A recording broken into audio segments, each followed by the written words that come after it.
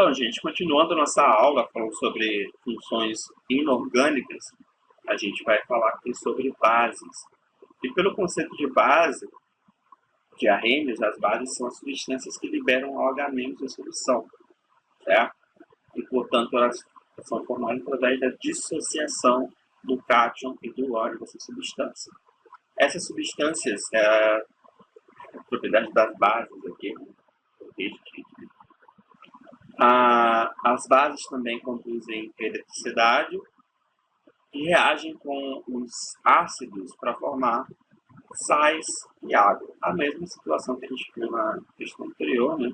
Os ácidos é uma reação de neutralização.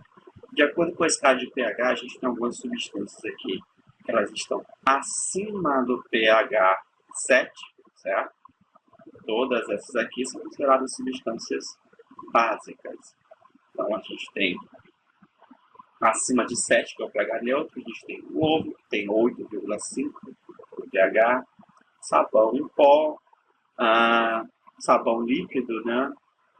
Detergentes, produtos de limpeza, soda cáustica, todas essas substâncias elas têm pH básico. E como é que se dá a nomenclatura dessas substâncias? A gente sempre utiliza na frente do nome dessa base o termo hidróxido, que é justamente referente ao OH-. Hidróxido é o OH- que está presente nas bases. Então, toda base tem OH-, a gente chama hidróxido de o elemento químico. Se esse elemento químico ele não tem uma variação de número de oxidação, como é o exemplo da primeira família periódico, os alcalinos terrosos, tem sempre o número de oxidação fixo. Então, a gente só coloca o nome do elemento. Por exemplo, hidróxido de sódio, a gente sabe que vai ser sempre Na+, certo? A mesma regreta borboleta. Na+, OH-. Esse 1 desce para cá, esse 1 desce para cá.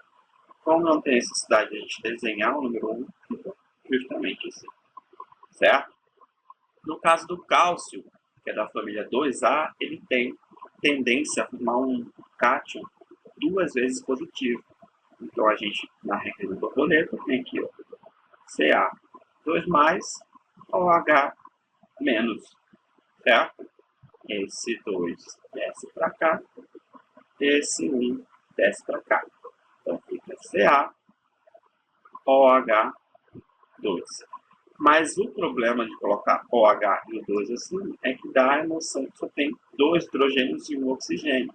E, na verdade, eu tenho tudo isso junto multiplicado por 2, certo? Então, a gente costuma colocar entre parênteses para especificar que eu tenho 2 OH. Beleza? E assim por diante. O alumínio tem NOx fixo também, só que mais 3. Logo, a representação desse elemento vai ser, dessa substância vai ser OLAlOH3. No caso do ferro, que tem NOx variável, a gente tem 2 maneiras de escrever o nome dessa substância. No caso do ferro, ele pode ser mais 2 ou mais 3. Então, a gente tem a forma de escrever diferente. E o nome dessa substância, a gente pode colocar hidróxido de ferro e colocar entre parênteses em algarismo romano o número 2 ou o número 3, especificando o número de oxidação. Ou a gente pode usar aquela nomenclatura que a gente usou para os ácidos.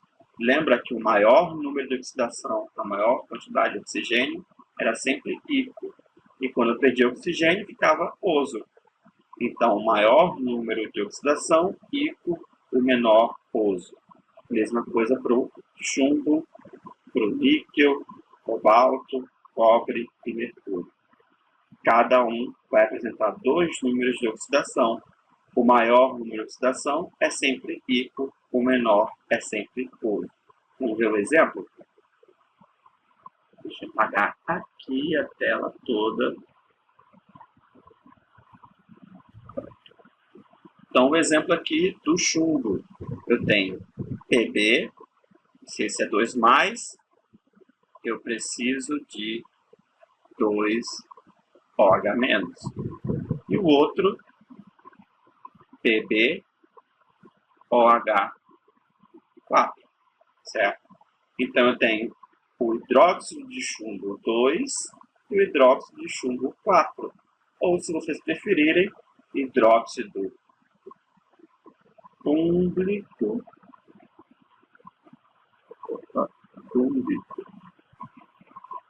Deixa eu apagar aqui rapidinho.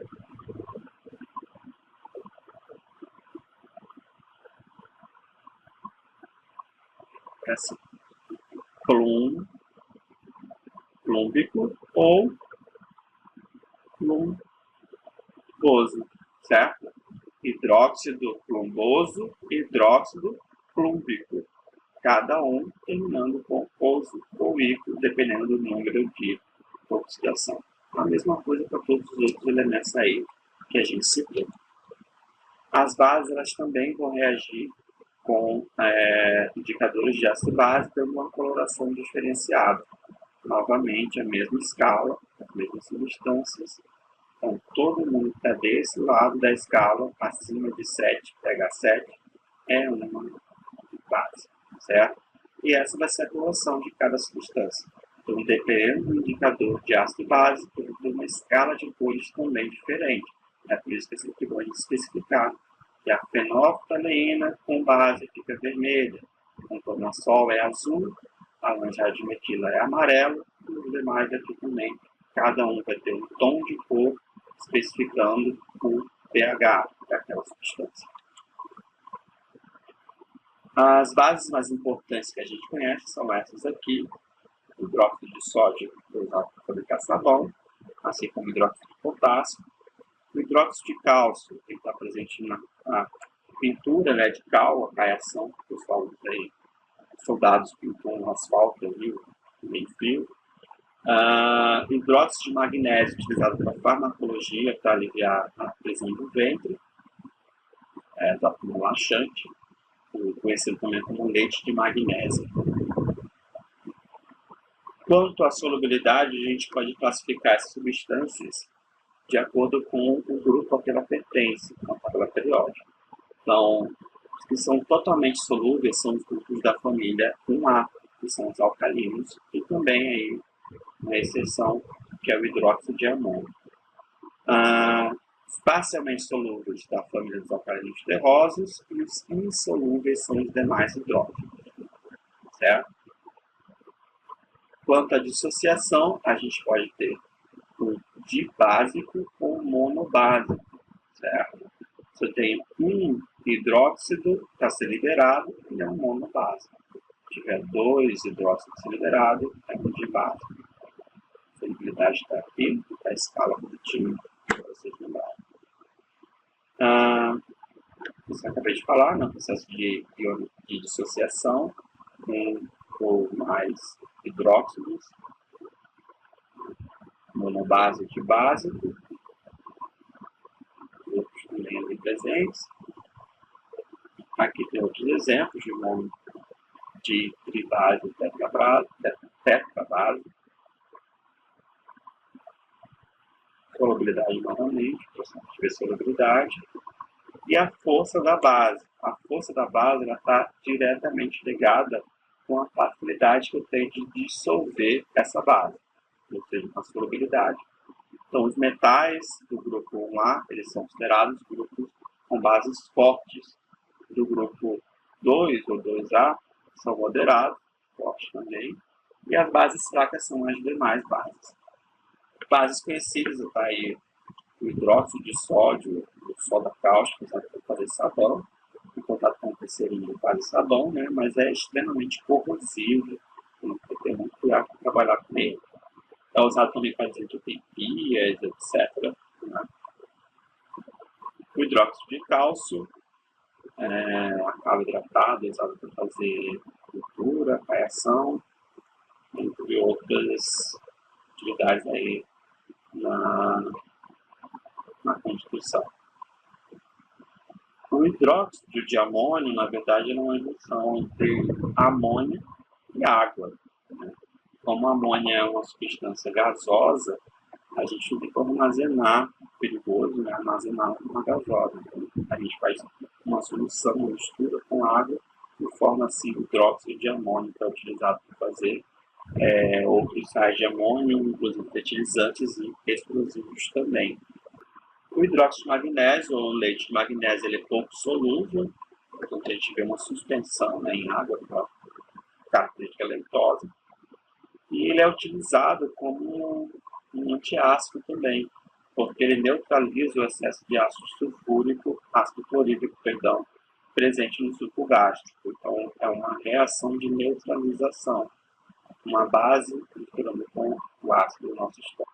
A banana verde também é um exemplo de adstringência que a gente fala na característica das bases, né? A gente come banana verde, tem aquela sensação esquisita na boca, meio amarrada, meio travada.